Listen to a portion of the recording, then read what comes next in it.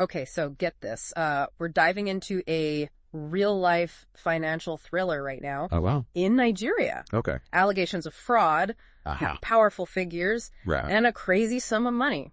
How much are we talking? We're talking $12.3 billion. Wow. That's a lot of money. It is a lot of money. So what's the story here? Well, we're looking at some articles with accusations against Oba Otudeko, the chairman of Honeywell Group. Big conglomerate. Huge. Yeah. And Stephen Olabisi Onasanya, the former managing director of First Bank. Okay. So not exactly small fish here. No, not at all. And what are they accused of? So they're facing a 13-count charge. 13 counts. From the Economic and Financial Crimes Commission. Right, the EFCC. The EFCC, and that includes things like obtaining money under false pretenses. Oh, wow. Forging documents, and money laundering. That's serious stuff. Yeah. So where's this information coming from? So we're basing this deep dive on articles from Sahara Reporters and The Niche, both published on January 16th, 2025. Right. And the trial is scheduled to start in just a few days on January 20th. Okay. At the Federal High Court in Lagos. Things are moving quickly. Yeah.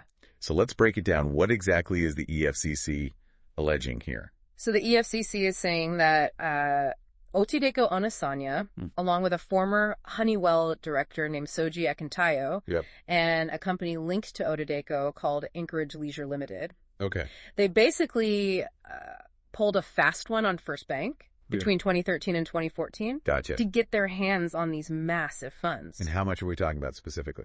So the articles detail that they supposedly secured these funds in several large tranches. Okay. We're talking billions of naira. Right. I mean, you mentioned 12.3 billion. Is that the total? Okay. So one article lists out the specific amounts. Right. There's 5.2 billion, 6.2 billion, 6.15 billion, wow, 1.5 billion, and then another D500 million. So they were just taking out money left and right. And this was all supposed to be credit facilities for two companies. Okay, what companies? VTech Dynamic Links Limited and Stallion Nigeria Limited. Gotcha. And the EFCC is saying they used forged documents to get these credit facilities. Exactly. They made it seem like these were legitimate transactions. So how does that play into the legal charges?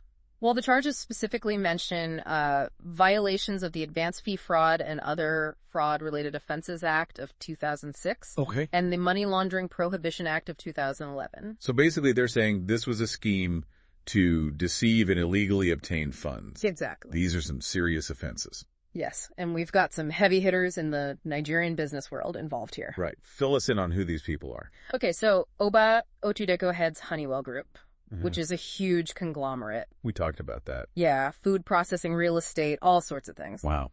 And Stephen Olabisi Onasanya was in charge of First Bank during the time when all of this allegedly happened. Okay. Then you've got Soji Akintayo, who was a director for Honeywell Flour Mills. And then there's Anchorage Leisure Limited linked to Otudeko. Right. So it's all very interconnected. Sounds like it. And one of the articles you shared linked to a Naraland forum. Oh, yeah. Where people were discussing the case. I saw that. What do you think? It's interesting to see public opinion on this. Yeah. Some people are skeptical that justice will be served, while others are calling for accountability. Yeah, I noticed that too. It's like people are already drawing their own conclusions. Seems like it, yeah. And some people are even defending Otudeko in the comments. Yeah, there's one comment from someone who claims to have met him, describing him as a longtime investor. Interesting. And even suggesting that these charges might be politically motivated. That's a different angle. Yeah, it makes you wonder what the defense strategy will be. For sure. It's definitely something to consider. It's interesting to see that contrast between this perception of Otudeko as a well-respected figure and these serious allegations against him.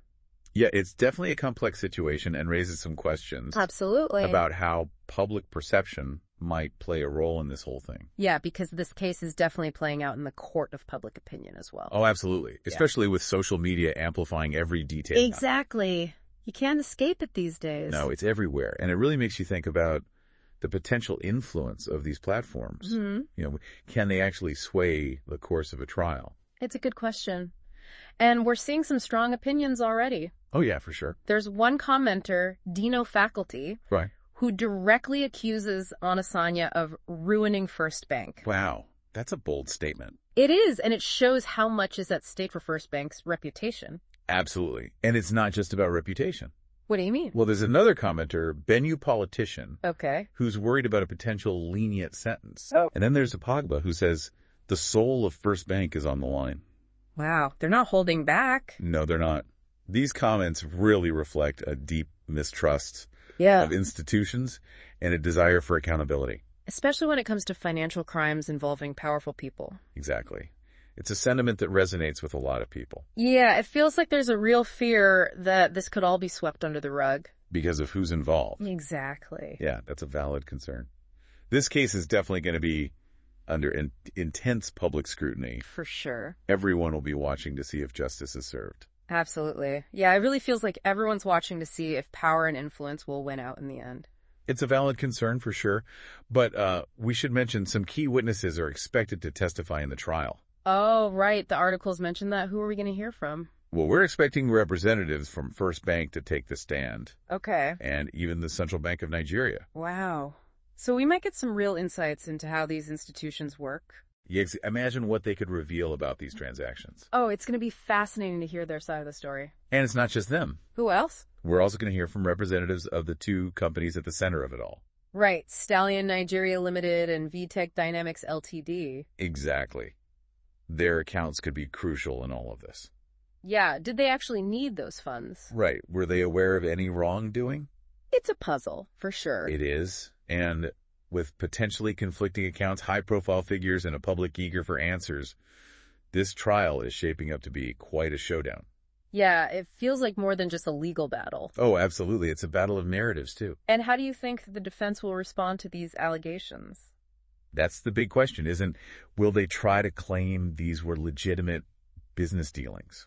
Just a big misunderstanding. Right, or will they go with the angle that some online commenters have suggested? You mean that the case is politically motivated? Exactly.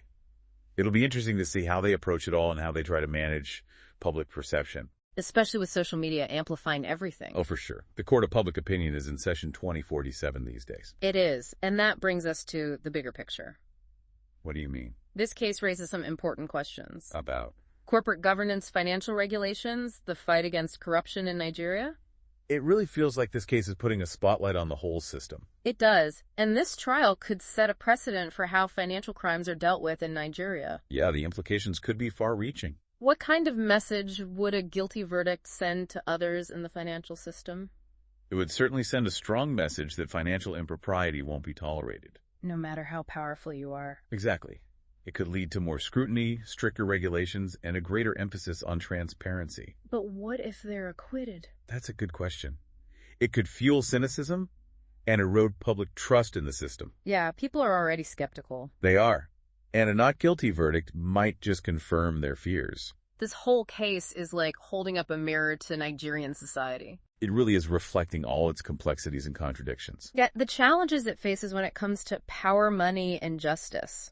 I couldn't have said it better myself. Yeah. It's both fascinating and a little unsettling at the same time. It is, but it also highlights that even in opaque systems, right, the truth can come out.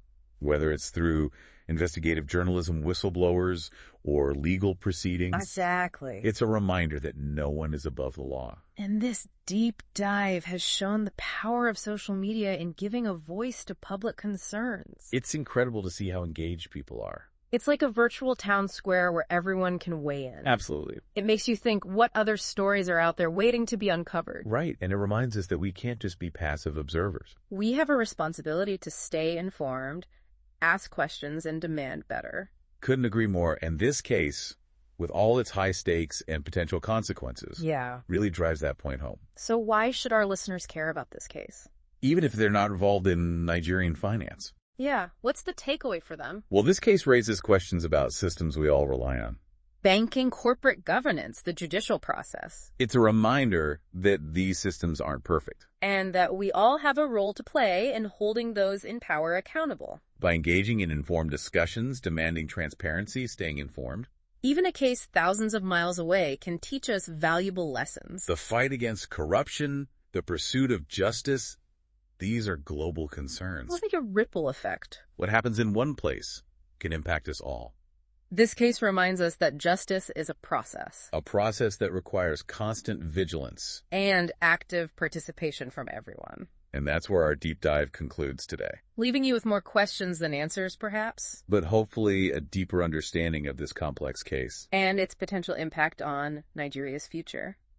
You know, it's amazing to me how much this whole case is playing out online. Oh, yeah. Especially on that Narrowland forum. Yeah, it's really become a hub for discussion. It shows how powerful public opinion can be. Oh, for sure. Especially these days with social media. It's like everyone's become an armchair lawyer or judge. Weighing in on the evidence, speculating about motives. It makes you wonder if all this online chatter could actually influence the trial. That's a good question. You know, the volume of comments, the constant sharing of information. Yeah. It all creates this pressure that everyone involved must feel. The defendants, the lawyers, even the judge. Right. It's like the courtroom walls had become transparent. With public opinion just seeping in. Yeah, and this case is so high profile, it's bound to attract even more online attention. It really is. It's like there's a virtual trial happening alongside the real one. Exactly, and it raises a question for all of us. What's that? What's our responsibility in all of this? As citizens. Yeah. How do we ensure that cases like this are handled fairly and transparently? That's a big question. It reminds us that we're not just passive bystanders. Right. We have a role to play. In shaping the systems that govern us. Whether it's by having informed discussions, demanding accountability from our institutions, or just staying informed. Exactly. We all have a part to play in making sure justice prevails. This case, with all its twists and turns, really highlights that. It shows that justice is an ongoing process. One that demands our attention and participation. Couldn't agree more. And on that note, I think we've reached the end of our deep dive. It seems like just as we're getting started. I know, right? But hopefully we've shed some light on this complex case. And its potential impact on Nigeria. And for our listeners out there, remember, knowledge is power. Keep asking those tough questions. Stay engaged and never underestimate the power of an informed citizenry. Thanks for joining us for this deep dive. And until next time, stay curious.